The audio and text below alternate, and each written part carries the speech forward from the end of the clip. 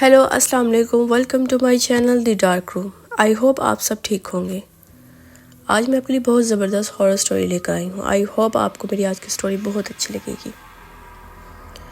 कभी कभी कुछ कहानियाँ सुनने में अफसाने लगती हैं, मगर जब वो किसी ऐसे शख्स से सुनो जिसने खुद झेला हो तो दिल मानने को तैयार नहीं होता कि ये सिर्फ कहानी है।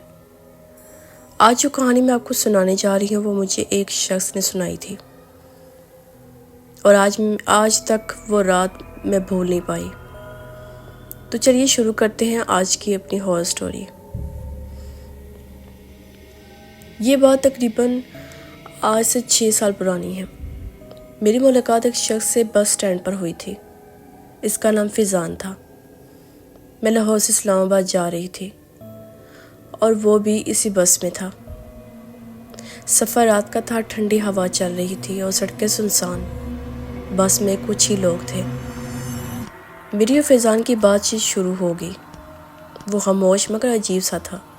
आंखों के नीचे हल्के, चेहरे पर थकन, जैसे कि इन दिनों से सोया ना हो। कुछ देर बाद इसने खुद कहा, सिस्टर आप यकीन करें या ना करें, मैंने जो देखा वो आम बात नहीं थी। मैं चौंक गई। क्या मतलब?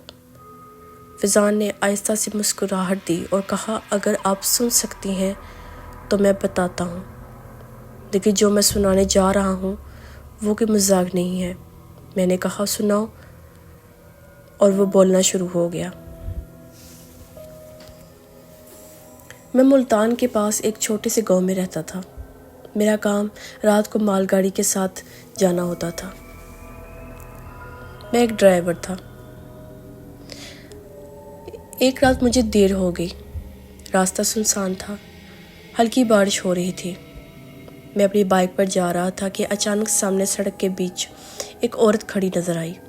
सफ़ेद कपड़े, बाल भीगे हुए और चेहरा झुका हुआ। मैंने फ़ौरन ब्रेक लगाई। दिल ज़ोर ज़ोर से धड़कने लगा।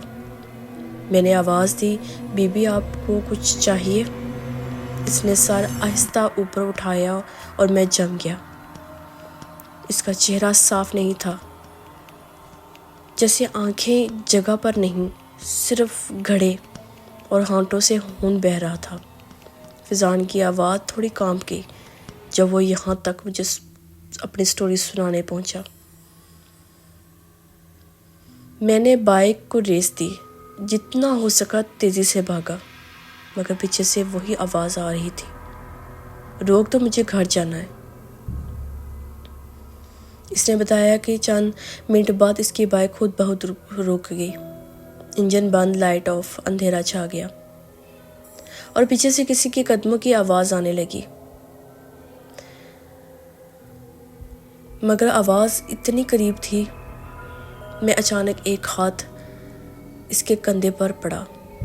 मैंने मुड़कर देखा, कोई नहीं था। फिर अचानक बाइक दोबारा स्टार्ट हो गई और जब वो आगे बढ़ा तो देखा सामने वही औरत दोबारा खड़ी थी।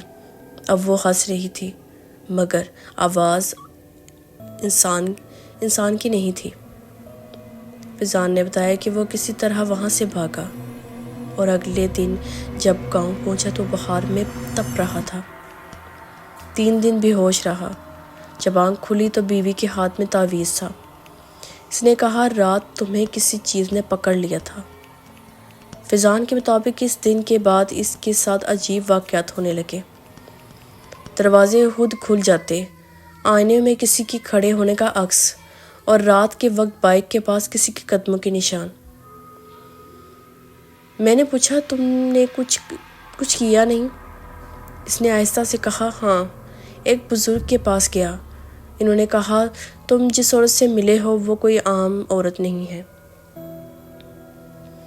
वो पिछले साल एक हादसे में इसी सड़क पर मरी थी और हर रात किसी न किसी सवार से लिफ्ट मांगती है।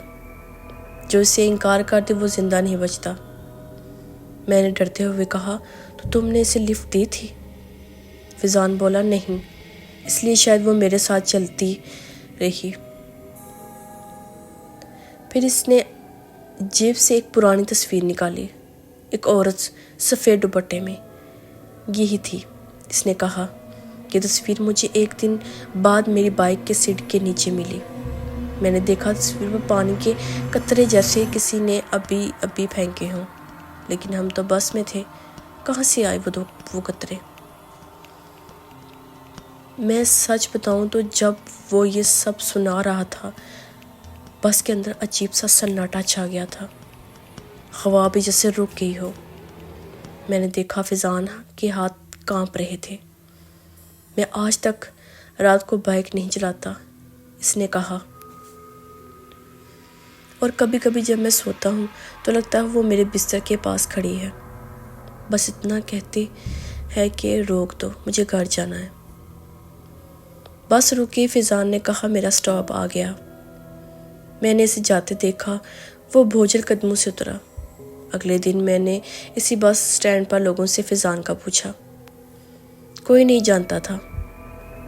ٹکٹ چیکر نے حیران ہو کر کہا، کل رات تو اس نمبر کی سیٹ خالی تھی، کسی نے وہ ٹکٹ لی ہی نہیں۔ میرے جسم سے پسینہ بہنے لگا۔ اگر وہ سیٹ خالی تھی تو میرے ساتھ کون بیٹھا تھا؟ تو یہ تھی کہانی رات کا سفر۔ کیا وہ واقعی فیضان تھا یا کوئی اور جو اپنی کہانی پوری کرنے آیا تھا؟ کچھ سوال کبھی حل نہیں ہوتے اور کچھ ملاقاتیں کبھی ختم نہیں ہوتی۔ اگر رات کو کوئی تمہارے پاس آ کر کہے، روک دو، مجھے گھر جانا ہے، تو صرف دعا پڑھ کر آنکھیں بند کر لینا۔ اگلی کہانی میں ملتے ہیں۔ اگر آپ مجھے اپنی سٹوری شیئر کرنا چاہتے ہیں تو میں آپ کی سٹوری مینشن کر دوں گی، تو اپنی سٹوری میں سے شیئر کریں، میرے کومنٹ میں یا مجھ سے بات کریں۔ سو پلیز جانے سے پہلے میں آپ لوگوں سے یہ بولوں گی، پلیز پہلے میرے چینل کو سبسکرائب کریں اور میری ویڈیو شیئر کریں اپنے دوستوں سے، کیونکہ مجھے آپ لوگوں کی سپورٹ کی بہت زیادہ ضرورت ہے۔ انشاءاللہ میں ایسی زبردست ہارر سٹوری کے ساتھ دوبارہ حاضر ہوں گی۔ اپنی ڈھیر ساری دعاؤں میں مجھے یاد رکھیے گا۔ اللہ حافظ۔